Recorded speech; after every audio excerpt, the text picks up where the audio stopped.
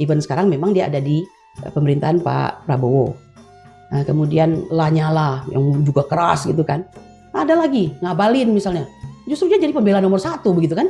Nah, ini kemampuan Pak Jokowi mengakuisisi orang-orang tersebut begitu.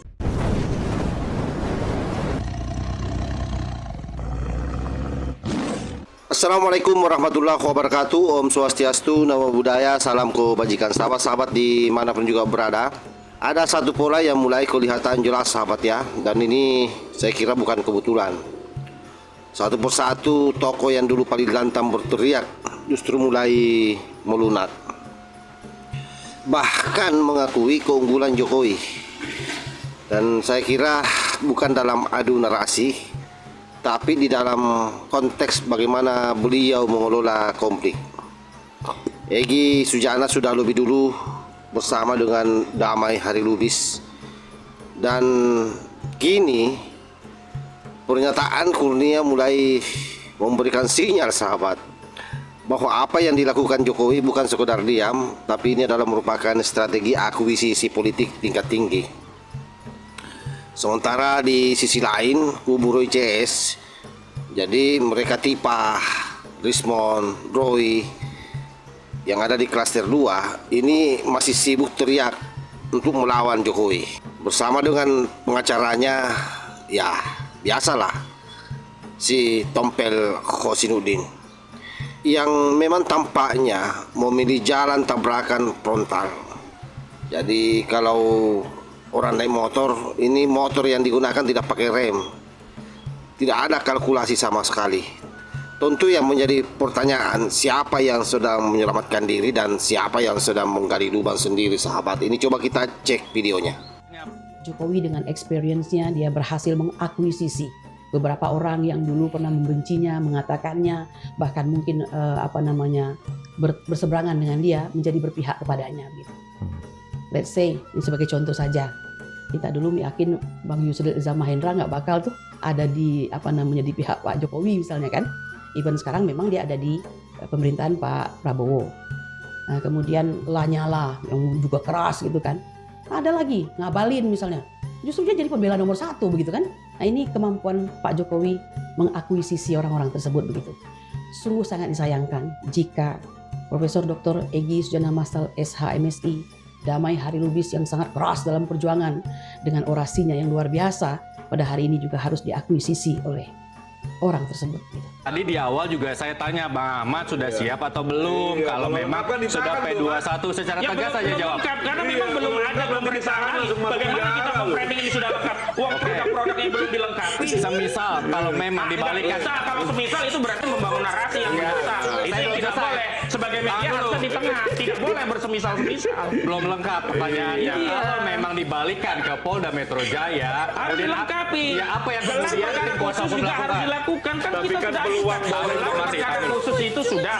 Kita sudah melihat ada 2 video di mana ada Ibu Kurnia yang sepertinya sudah lelah berjuang dan mengakui kehebatan Pak Jokowi, dan satu lagi si Tompel yang terus saja nyinyir menyerang Pak Jokowi terkait soal restoratif justice dan SP3 sahabat ya. Jadi yang penting sebenarnya ditahu bahwa yang namanya restoratif justice itu bukan tanda kalah, tapi itu adalah merupakan tanda cerdas di dalam mengambil tindakan dalam proses hukum. Dan disinilah banyak yang salah paham sahabat. Restoratif justice itu bukan berarti bahwa Jokowi takut atau mengalah apalagi terdesak. Menurut Hoarser, tokoh utama yang mengeluarkan teori restoratif justice, pendekatan ini justru digunakan oleh aktor yang punya posisi tawar yang kuat, karena ia bisa memilih menghukum atau memulihkan, dan posisi itulah yang ada di tangan Pak Jokowi. Karena Pak Jokowi memilih memulihkan, dan saya kira pertama bukan karena lemah, tapi karena tidak butuh pamer kekuasaan. Pak Jokowi tidak membutuhkan pamer kekuatan ya terhadap mereka semua ini di para tersangka.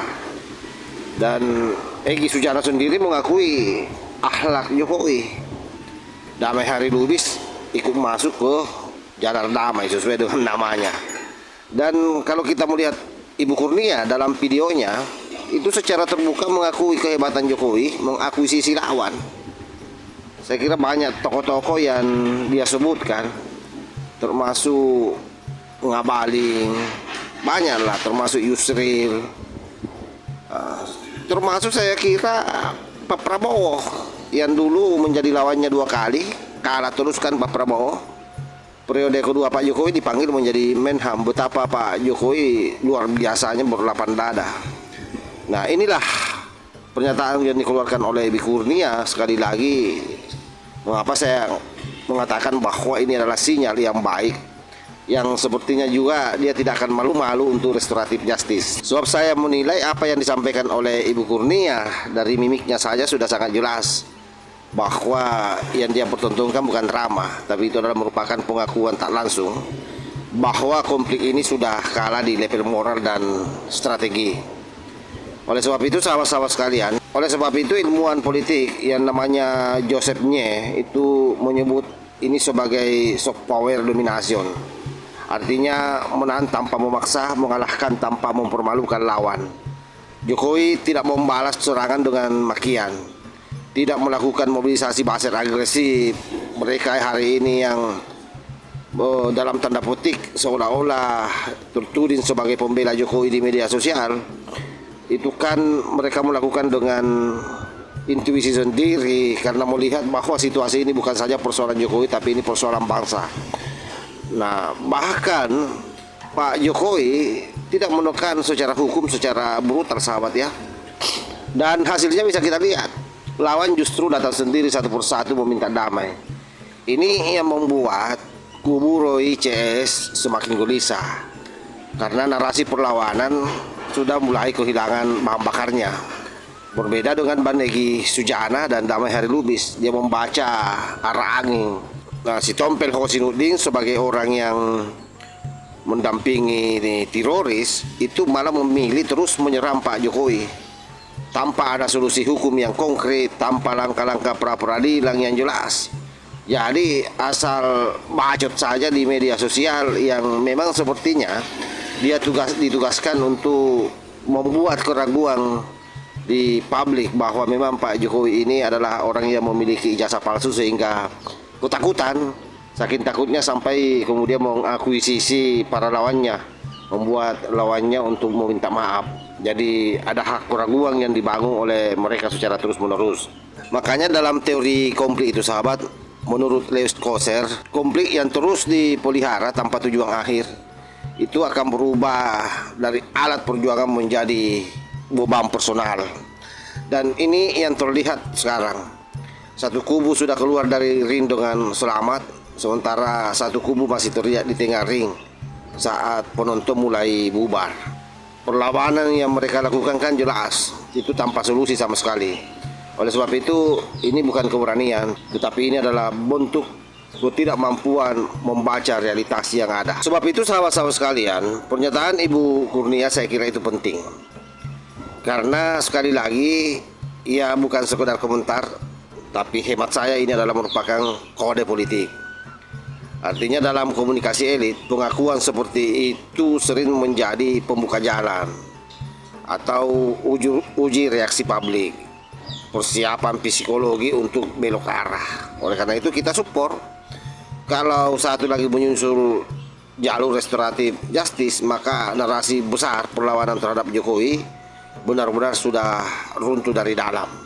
Saya kira demikian. Wassalamualaikum warahmatullahi wabarakatuh.